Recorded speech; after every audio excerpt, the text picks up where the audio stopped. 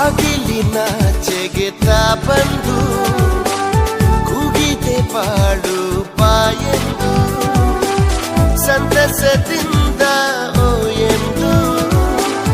ಓಡಲೇಬೇಕು ನೀನೆಂದು ಸಾವಿರ ಕಣ್ಣಿನ ನವಿಲಾಗಿ ನಿಂತಿದೆ ಸಮಯ ನಿನಗೆಂದು